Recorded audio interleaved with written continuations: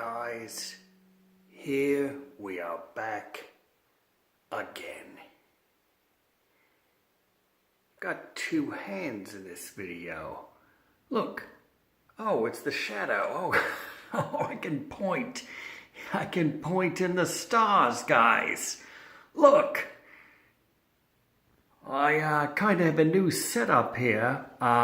I wanted to do a quick video tonight, kind of referencing back to my name. You know, I always do things about the hawk, but you know, my name, Demand UFO Disclosure, is really near and dear to my heart. And the reason is, well, I want to say it's about the hawk, but it's about the eagle, and not the eagles like the Vikings just lost to, but the eagle. Did it land? We're going to talk about the UFOs, and we're going to talk about the moon landing hoax. Is that possible? That the moon landing was a hoax? Now, there are two very good documentaries on YouTube that you can find. One is called Something Funny Happened on the Way to the Moon. There's another one, if you keep looking in that same vein, you'll find it. They're really interesting, and it does go a long way to showing that there was the motivation, the interest, the national necessity that worked correctly, plenty of things that appear to have been done on a sound stage.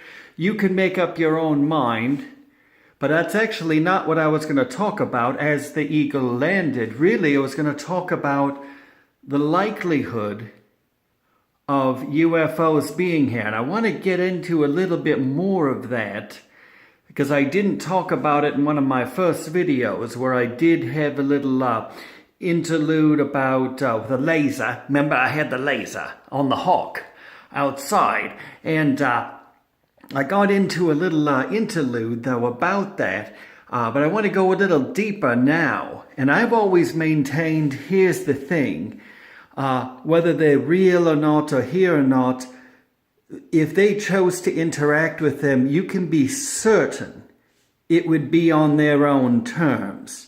Certain of that. If they could get this far, they don't wander into anything. And I've often thought many of these UFOs were actually all UFOs, but they're just sophisticated drones. They don't, or, you know, you're collecting information.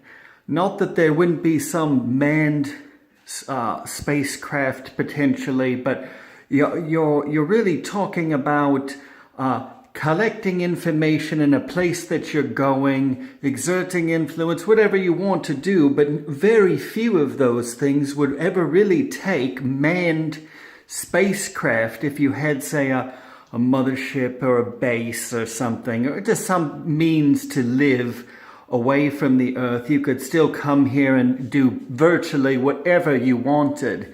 And that's what I think is actually happening. In the middle of the Pacific Ocean, there could be, you know, a mile-long, you know, UFO freighter-style, Star Wars-style freighter just submerged all the way in the Pacific, just mining for minerals or collecting water, hydrogen, or whatever they might need. And they could do it quite undetected, quite easily, I'm sure. And we have to be open to the possibility that any of that is possible. Because if the technology exists for someone to get here, and that seems fairly conclusive among most people who I really respect, I really don't think it's far-fetched to think they could be doing anything they wanted here pretty much on their own terms. And we will be hopefully included at the point, I'm guessing, when they deem we can handle it.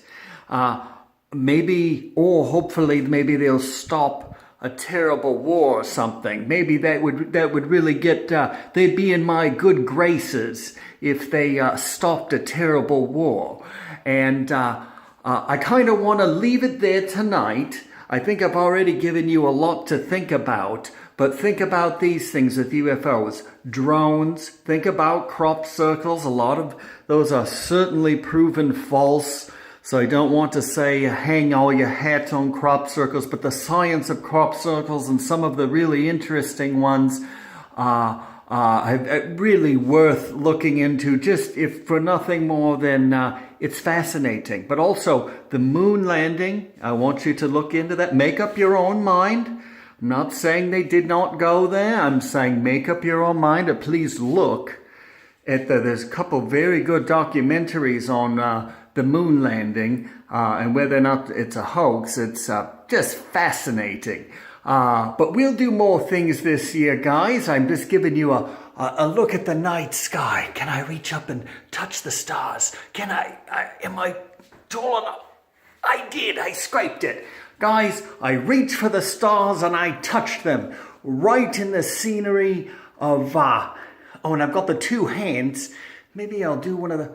I don't know any of those. The parrot, you can see. I'm going to work on that, guys, and maybe I will incorporate, because I like doing, I like shooting my hands. Natural outgrowth, you guys. You saw a source of inspiration.